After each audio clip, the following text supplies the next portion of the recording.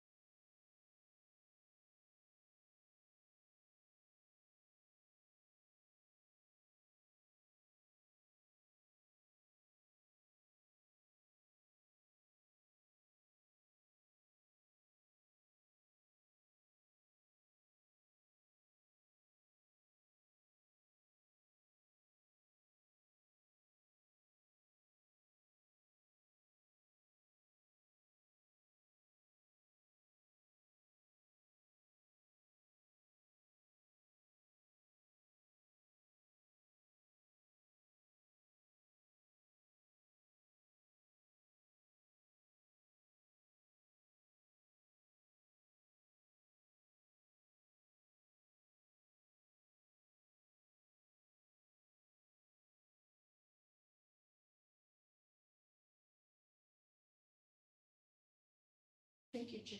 Thank you. Apologies for absence. We've got Councillor Jenny and Councillor Owen. Thank you. And are there any declarations of interest? The minutes of the previous meeting held on the 22nd of March, and I sign this as through and One comment, sorry. Oh, yes. Chair, under Archive of North Kensington, I'd like to clarify, please change thank the Friends of North Kensington Library rather than Friends of North. Very good point. I'll change it on there.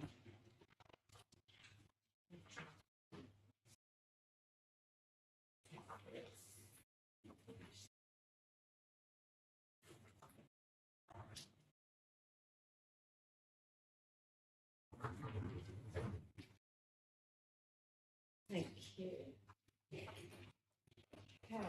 Okay, so the first item on the agenda is the Rental Recovery Programme, and it's the second annual report, which reports on the delivery, the reach, and the impact of the programme between 2022 and 2023.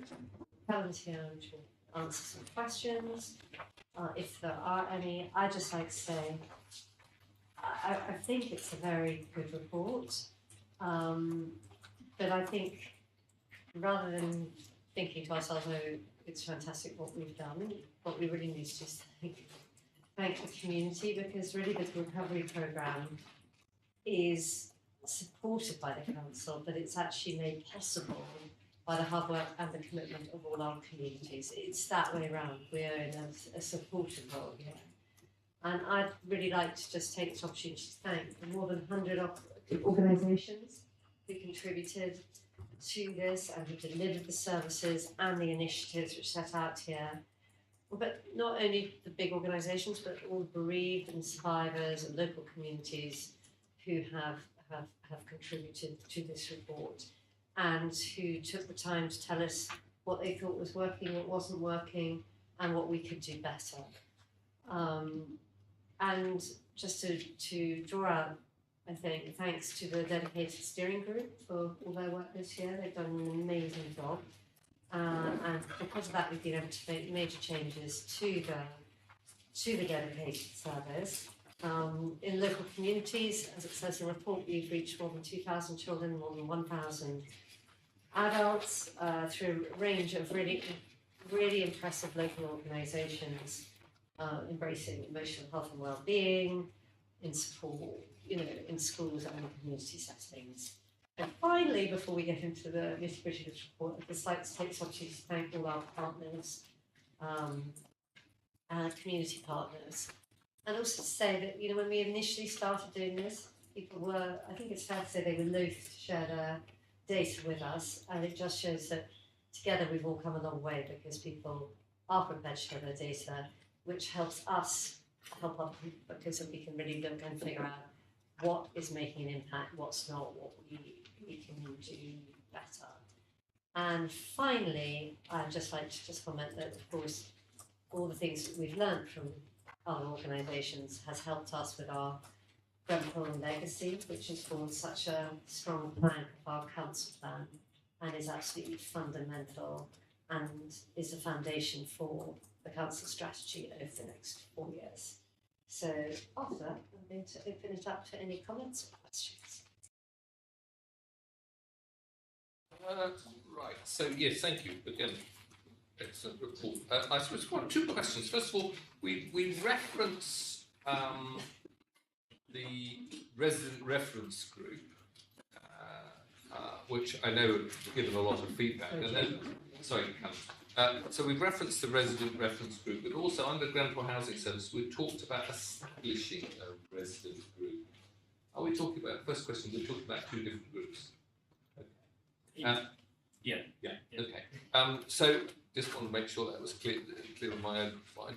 And then the second point was obviously picking up on work in progress on the legacy projects as to where those work, maybe elaborate on that. And also a little bit about the reference group that you're looking to set up about, why is that separate to your overall scrutiny groups that you've got? So, thank you, Councillor. In terms of the legacy housing legacy programme, we have made progress on Lancaster West Estate, where we started to see actual projects materialise. This morning. Some of those projects have longer lead-in time, some of them more complicated, so they take time to develop.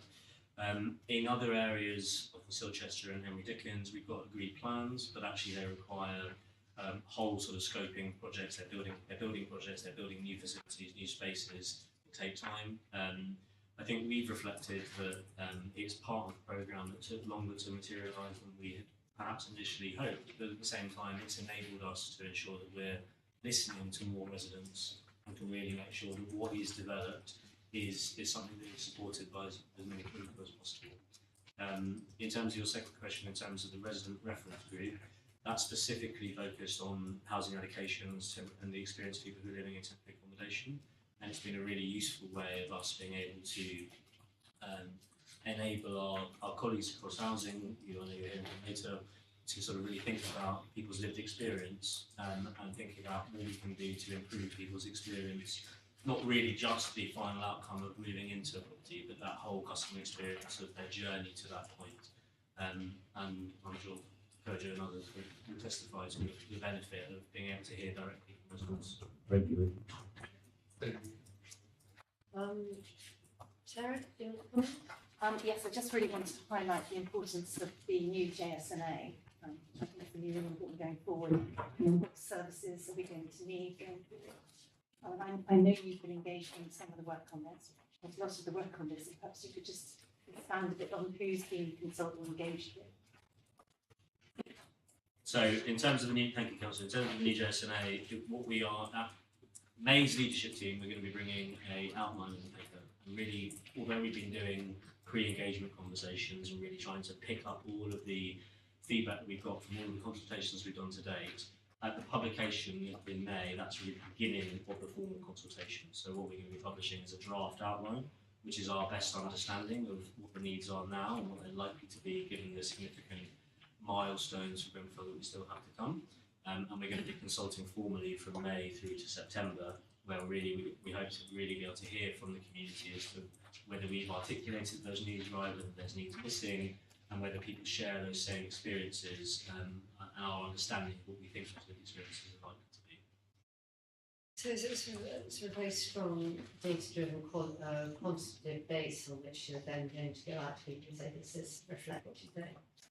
Quantitative and qualitative. And qualitative as well. And I think what it's going to be cross-cutting with ourselves and the NHS. Some of that data is going to be in the draft, some of it's not quite ready, so it's also going to be an iterative process as it develops. So it's to make sure that we are really planning what's required in the future. Yeah, and really making sure we understand the needs of the immediate local community living in around the tower, the ongoing needs, the changing needs of the previous survivors. And what we're trying to do is to hear that based on the data and evidence that we have, hear that from what people are telling us, but also to look and to speak to experts from across the world and nationally and locally in terms of what people think is the likely impacts of the needs that come. And that will all be wrapped up in budgets. And also, I'm just really pleased to see about the peer support offer. That's, I Yes, think 18 new applications, or 6 original, but now another, which is really good. I think that's That's been a real strength of the last year, because I think we'd reflected in the last report that the offer to the immediate local community from an adult's perspective hadn't always been as wide-ranging as we wanted it to be, and the launch of those new providers, similar to what's happened in children's, has been a really effective way of making sure we're reaching more people, different types of people, and making sure that we're therefore able to sort of cut through some of the barriers that might exist. And how does that cross over with the NHS? So the NHS sort of have their sort of more clinical areas that they fund, and we are trying to make sure that there's cross-referencing. I'd say that's an area where there's still work to do. thank you. Catherine, I think I'll just do Thank you very much. I actually wanted to echo what Elizabeth said, and to thank first of all the officers. I mean, this is fantastically put together and so clear with pictures, but also all our community partners, which is really evident actually in the work that they've done for supporting children here. So I wanted to highlight the supporting children, young people, emotional and health and well-being, which has just been incredible, the numbers that have been delivered with our local partners. And I really like the fact that the young people were involved in choosing who those partners should be and who they wanted to work with, and that they've increased from 6 partners to 11 partners. Yeah. But also slightly picking up on what Sarah said, obviously those needs for mental health and emotional work near children are going to keep changing as they get older, and the cohort of Grenfell children get older and have different circumstances and challenges in their lives, which I know we've always got to be alert to that and maybe change the partners that they're working with as we go through. And again, that slightly feeds into the JNSO strategic as to how that data is put in that. So, but it's fantastic work. And then also the school exclusions work. I mean, actually, that has been phenomenal, really, the results. If you look at the number of children who've been supported and have actually been prevented from being excluded by that really intense systemic support by working with the families. But I think it was interesting to see that working with Quorum, who are the advocacy service, who have really helped with parents and children working with the schools to understand their situation. And I think there's still quite a lot of work to do around that. But it was a great starting point to see how we can build on that work. So, thank you everyone for helping us deliver this. Obviously, there's more we can build on, but I think it's great having it all down in a very clear document to see what very positive results you've produced so far. Richard? On my page 46, which was page 28, I don't know if we're looking at the same, but there's a table 3, which is showing, great improvements, every metric to 80%. And then obviously it highlights that it's only 26% of the people responded to that survey, which is understandable. Is there some overlap in the people that responded the year before this year? So you've got that more direct comparison, or is it just good to get that sample more broadly? And I've just got a very small supplementary, which is on the handy person satisfaction survey on page 61, which sounds fantastic. Just think, brilliant. I'd love to know what it does, to be honest. So yeah, it's 2 slightly different questions. Growing for housing services. So Yeah, exactly. Page 61, 61, 46. 9.8. 46 is here. 46 is Page 46 of the pack. of the pack. Yeah, that's all that. So that relates, thank you, Councillor, that relates to the dedicated service. The surveys that we do, so we had a much bigger response rate in the first survey that we did, still a decent response rate, 130 odd people, I think, in the second year. We try to keep it anonymous, so we can't explicitly say that it's the same people who responded.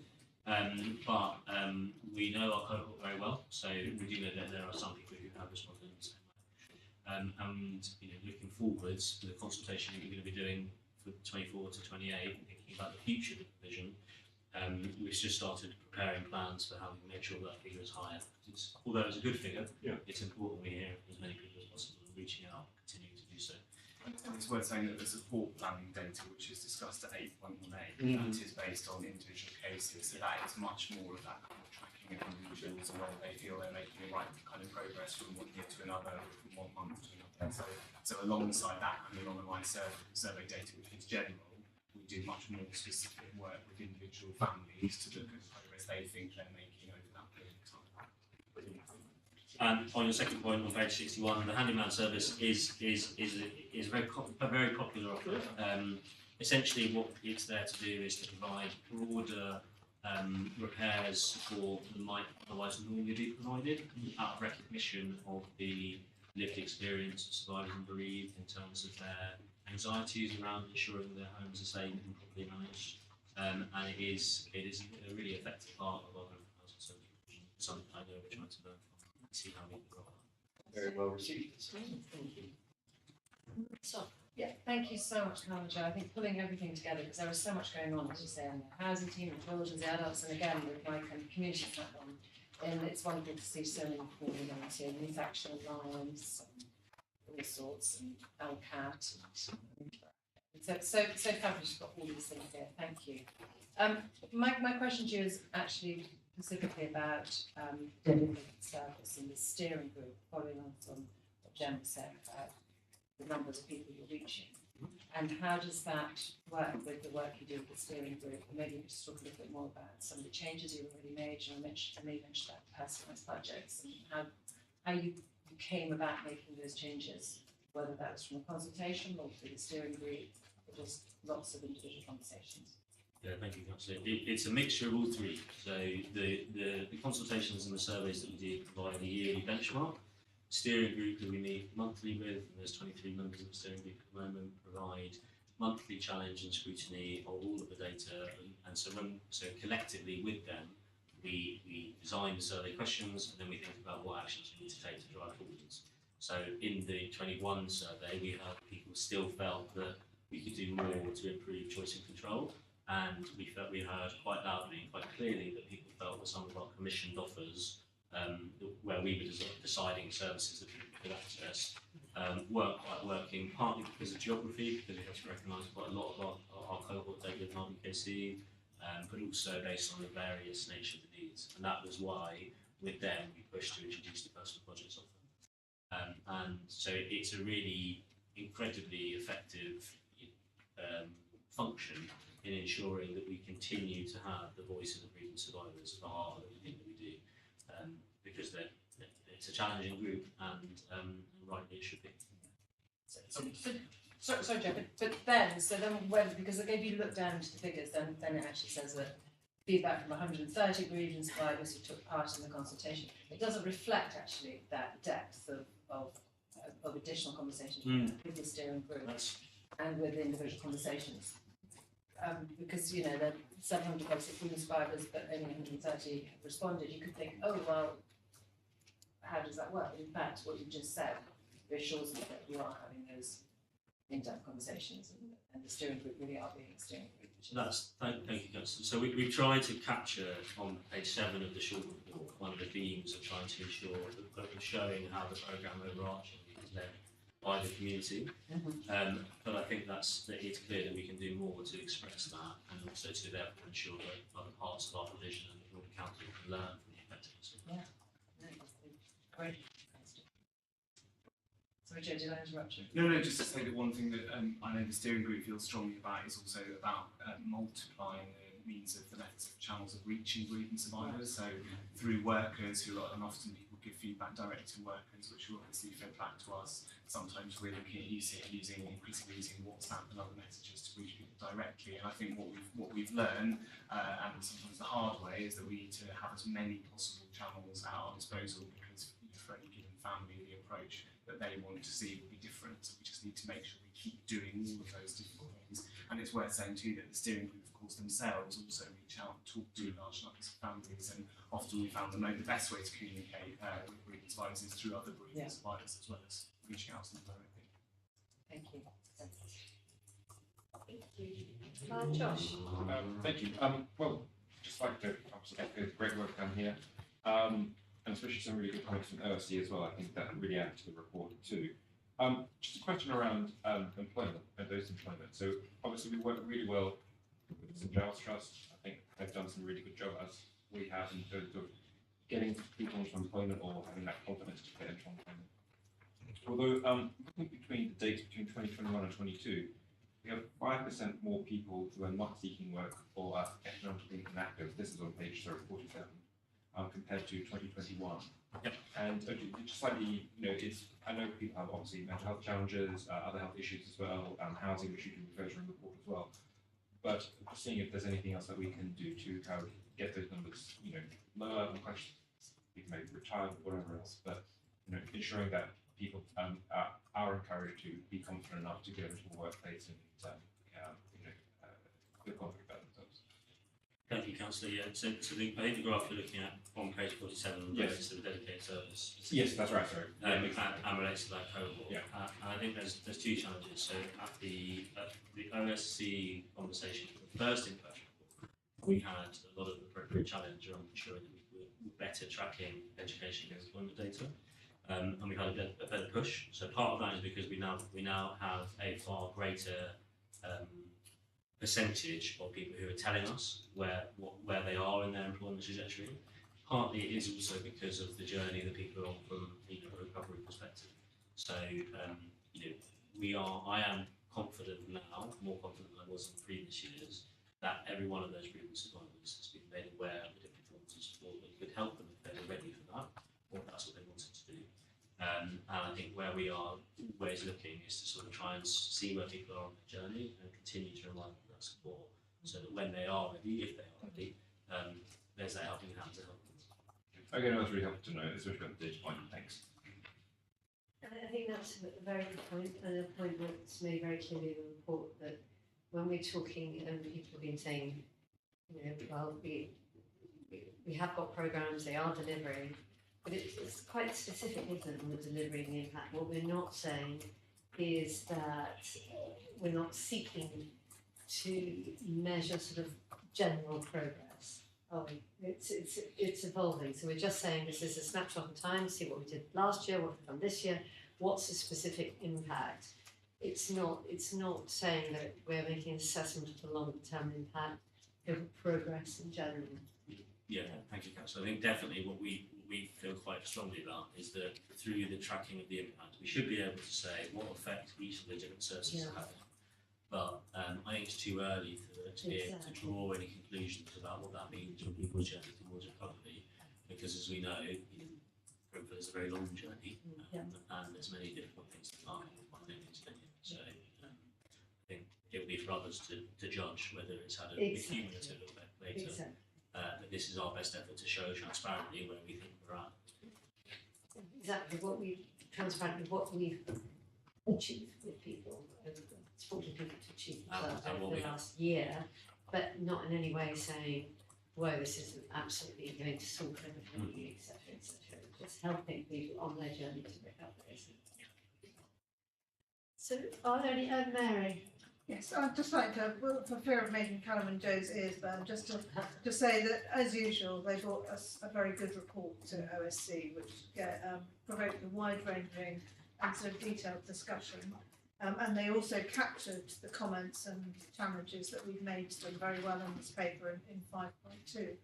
And really, I suppose the theme of our comments is really holding ourselves up and driving hard on the data front, actually not sort of being squeamish about it, but really, holding ourselves up to high standards of data collection, and using that data and including, being transparent, capturing all of the feedback, positive or negative, and really trying to, what everyone said tonight is showing some really good examples of good practice. But let's, if we track the data really well, we'll be able to capture that and use it in other circumstances as well.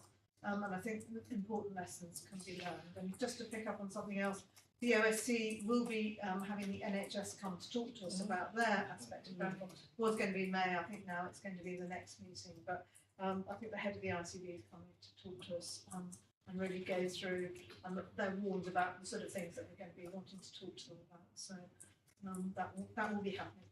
Well, I hope that they have a report as good as this one too. Wouldn't that be nice? Yes. Okay. So can we agree the recommendations in paragraph 2? which is really noting the information behind the independent reports, progress made against commitments made in February 2022 leadership team, and it really actually set out in section 5 to continue. It's the continuation which is so important, to work with colleagues, partners and residents to improve information. Sorry, just an admin point. The last recommendation, it should say section 5. The formal recommendation. Okay. Really actually set out section 5. Should be section 5. And agree the areas focused for the next annual report set out in section 4. Okay, so you're happy with those recommendations? Agreed. Thank you. Thank you very much. Right, next agenda items, agenda item 5, and it was a housing allocation scheme, and it's the last time we implemented one was 10 years ago. So Yeah, a long time coming. It's been, and it's also an important part of the welcoming go. So yeah, as it says in the paper, we've got 7,035 homes and we've got 3,181 people on our housing register. So, you know, a very, very short supply of homes, you know, this is a real challenge for us and something we've really got to go get right. And I think it's not an exaggeration to say what's happening in London at the moment is a housing emergency, and we're not immune from that. And we've got more and more people coming for support, and we're seeing an increase in those people going into TA. So, as it says within the report, we've got 2,134 people in TA at the moment, waiting, you know, to find a place which they can call home. And as within our council, the dignity of having a place that you can call our own home is really intrinsic as far as that is concerned. And we've got to obviously try and accommodate this steady stream of people in TA. This is a bit of a milestone, you know, and I think when I became deputy leader, there were a number of milestones, you know, we've had our new homes programme. Elizabeth and I went to see 2 of the properties going to be the first ones delivered, our refurbishment programme, which is quite a very key worker scheme, and now this allocation, and it has been a long time in the meeting, we've got extensive consultation, go through that in a bit more detail. But finding people homes is obviously something we need to do quicker and quicker. And the last time this was revised, 2014, which was pre-Grenfell, and I think it's important just to recall that within the allocation scheme that came today, there was specific reference and provision for Grenfell, so it's at the heart of really what we're doing. I won't go into the main changes because I think they can come from questions, but really the 2 key things, themes of this allocation scheme is one is honesty with our residents so they can understand the process that we have and the position that we'll have as far as getting allocation. And the second thing is very much in terms of prevention, is not getting people going to TA and looking at alternatives such as private rental, the private rental market. Stop there. Yeah, I was going to say, it seems to me that you've had so many changes, because you've had Grenfell, which is a huge fact, and you've had the Homelessness Reduction Act, and you've had COVID, now you've got affordability, you've got so many things which have fed into this, so it seemed to be absolutely the right time to look at housing allocations. And I think it's really, really clear why you've made these decisions. So I don't know if does anyone have any questions? Jem? I agree. There's obviously social housing is a scarce resource in Kensington, Chelsea, and I'm sort of commenting on number 13 about under-occupation, downsizing, and a variety of different points that were awarded there. I think it's eminently sensible and it creates that chain that you talk about later on in the paper. I suppose my overall question is really, how many sort of bedrooms do you expect are out there that may be available? I mean, it's sort of sensible to have this, but if it's only going to change one home, what's the sort of quantum? Yes, Councillor. So we've done some analysis. We piloted an under-occupation visa who's been in post for about 2 years now, and we've been able to move 60 households. And we feel that we need to put more resources into that area. We've done some analysis on our council stock, and we think there may be over 1,000 homes which have definitely got occupation. So for us, it's about working with the residents and trying to support them to move so we can free up some property. And there's another piece of work we're also trying to do with our housing associations as well, to determine whether or not there are any properties that they have which may also be under and see if we can mobilise a chain move not only with our stock. But the residents are not obligated to move, so it's a matter of having a conversation with them and trying to support them, facilitate them. But yeah, it's a big topic of conversation. Amazing, interesting things. Thank you. Can I just ask a follow-up about the chain letting? Because obviously it's very sensitive with someone's home. But I understand there is financial incentives, and it's only people who want to do it. They will come forward. Yeah, that's correct. So we do offer an financial incentive. And I think part of the issue is finding them a property in close proximity to where they live, so that they can still feel as though they're home. And I think because you know what the challenges are in the borough in terms of sustainability, that is where the challenge is. As I said, we have moved approximately 60 households, so it's not as though it can't be done. It's just about how we approach someone. Catherine? It was just a point on the table on page 178, 179, sorry, R1. Let's see what the table number is called, where you list out all the priorities. Under band 4, you've got a homelessness 10, and then you've got yes as changed, but I can't see what's changed under it.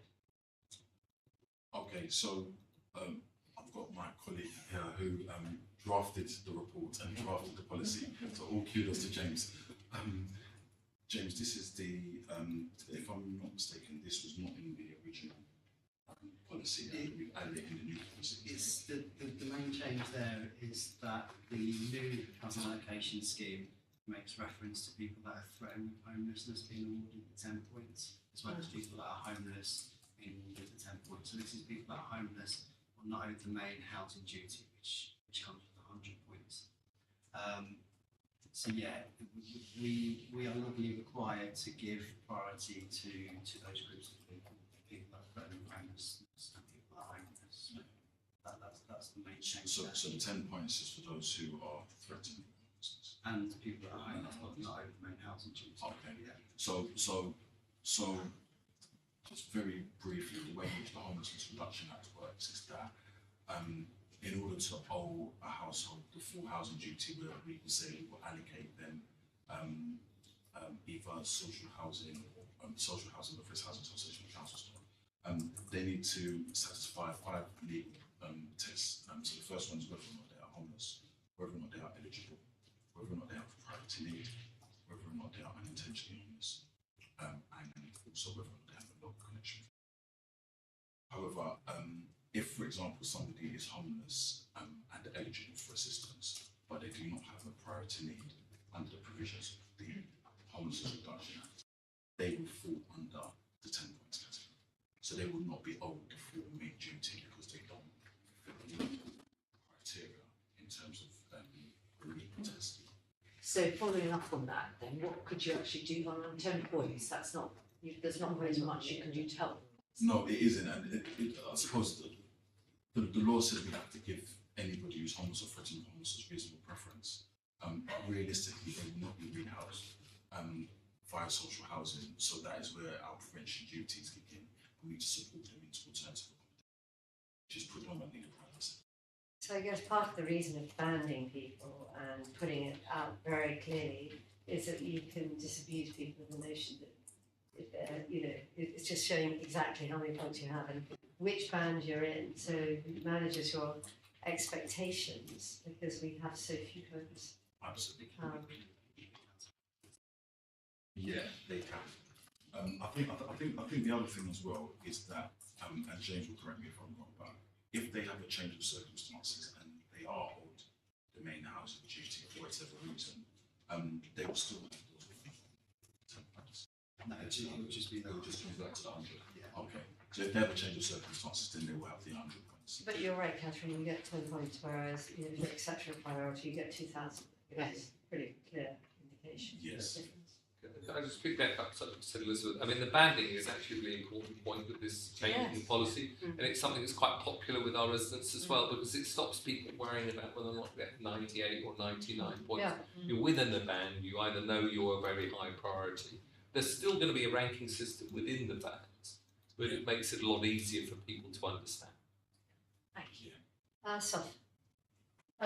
Thank you, just 100% Cody James for this very comprehensive report. And I think the way it's laid out is actually very clear to follow. It's an incredibly complex subject, and you're obviously huge experts on this, so thank you.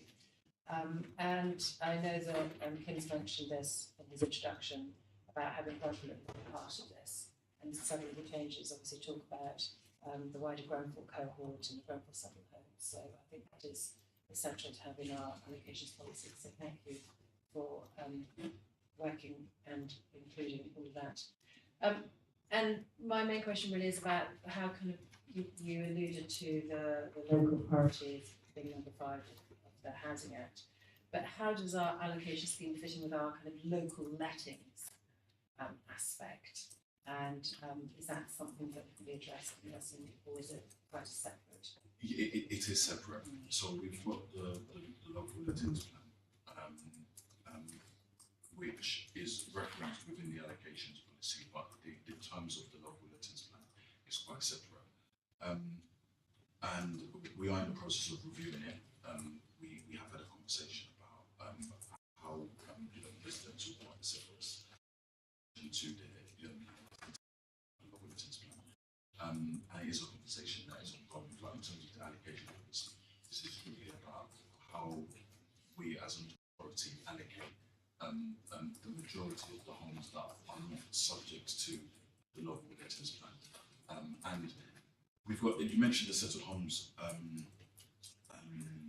policy, and what this document does is it brings the settled homes policy in line with this document, because after the tragedy, we had the Brentford rehousing policy. There was a slight amendment to the allocations policy from 2014, but there wasn't a major change that incorporated all of the changes. So this policy actually just brings all of those documents together and make it clear what our responsibilities are. But the local lettings plan is. Thank you. Thank you.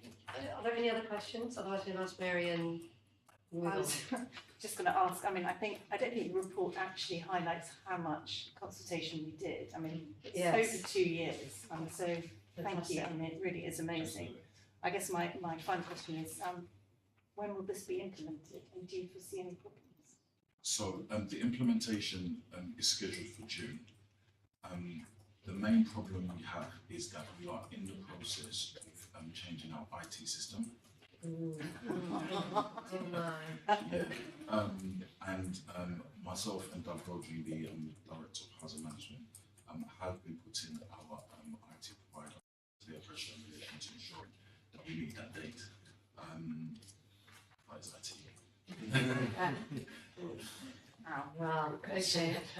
Mary, do you want any comments? Just to add that, yes, we had a very long and detailed discussion as officers and Kim will remember. I think, that possibly the main thing coming out of it is the importance of good communication after this and writing very, very clear letters to people in the right sort of language, and also explaining this in a perhaps a slightly clearer way than it was originally presented to us, because it is obviously something that's a very emotional issue to lots of people, and sometimes the language can get a little bit crisp.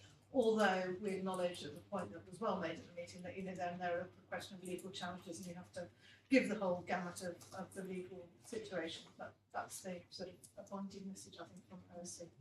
I thought the actual writing of the housing allocation scheme itself, the document was really well crafted and very clear. So well done you. And I'd just like to say the EQ I always get it wrong. The equality impact assessment.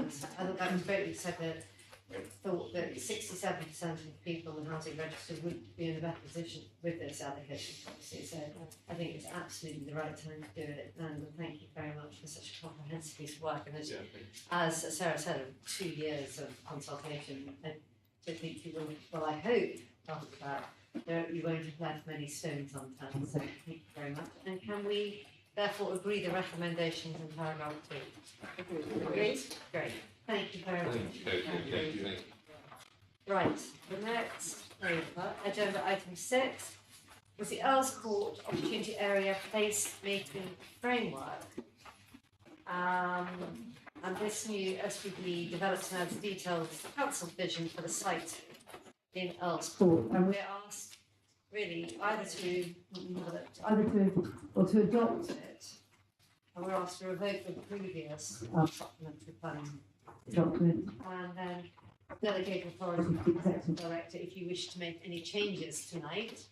We need to give to the ability to implement them.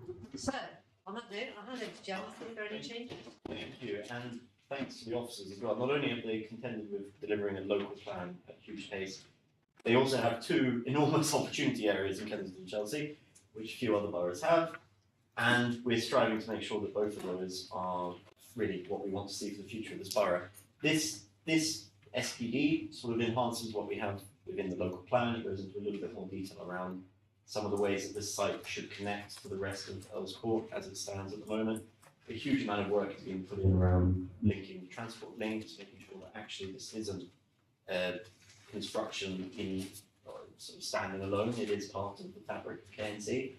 And part of that is making sure that there's jobs, there's work, there's transport links, there's open space, which came through hugely in the consultation, that we really want to see good quality, large open space within this site. It's obviously slightly odd that they've already announced their master plan for the site whilst we're sorting out our paperwork on the SPD, but they haven't yet submitted the application, and sort of by voting on it tonight, we'll be able to make sure that when they do submit, they'll have to comply with the gist within this SPD and make sure that actually they can deliver on such an important site all of the things that we and our residents have asked for. So really just, I thought it was really well put together, lots of community engagement, especially in Earls Court, and open to comments. Josh? Yeah, thank you. Thank you, Sue and Jonathan, for this. I mean, I think it's really, really good, and just really reflecting what Jen said. So much work has gone into it. Obviously, that is reflected in the report, but I'm really most pleased that what we've captured, especially from an employment and overall Earls Court area, is supporting Earls Court Road, which was a road we were being campaigned heavily on, and I'm really pleased that it's being reflected in this SPD. Likewise, with our commercial strategy as well, I think that's going to be really well supported. So what we want is the best jobs and the best opportunities for people in Earls Court to continue on that as well. And as you know, from my personal thing, I'm really pleased that we've got in there a specific Earls Court time economy strategy. So that's very exciting to see that and to encourage that kind of historic element that Earls Court is really named for as well. So just really want to thank everyone for that as well. And I think we are hopefully a good part of the success here. Any other comments? Sands off. I was going to ask a kind of a planning one. So I think that it's wonderful to do this, and it's great. How much kind of teeth does it have to hold the developers, as Jen said, they've already produced their shiny quantity plan. How much teeth does this have to hold into account? It's a material consideration. Yes, I mean, it's guidelines, but it does carry significant weight once it's adopted. Clearly the site allocation carries more because these are only guidelines, but I mean what we aim to do was to set out as early as we could the clear direction of travel. So this will definitely help in those pre-application discussions that we're having at the moment. So I'd hope that by the time an application comes in, Earls Court ECDC are very clear what the council's expectations are. So we've had quite a lot of dialogue with them as well, so I think they know where we're coming from clearly. So I think from that point of view it pays dividends. let's hope we don't ever get to the point where we necessarily have to refuse an application, but, you know, this does provide a very clear framework for what we wish to see. So I think that's its merits. Good to hear. Thank you. Thank you. Mary, do you want anything to add? I don't see any other questions, so I think we agreed to adopt it. So thank you very much. And as I said, I think it's very helpful also for the developers to understand exactly what the clear guidelines are so they can do this communication. So can we please agree the recommendations in paragraph 2? Agreed. Thank you. Now for the final item, I would like to propose that we go into private session before we make the decision, because so much of what we want to discuss is in part B. So is there anyone here who needs to leave the room? I think it's just.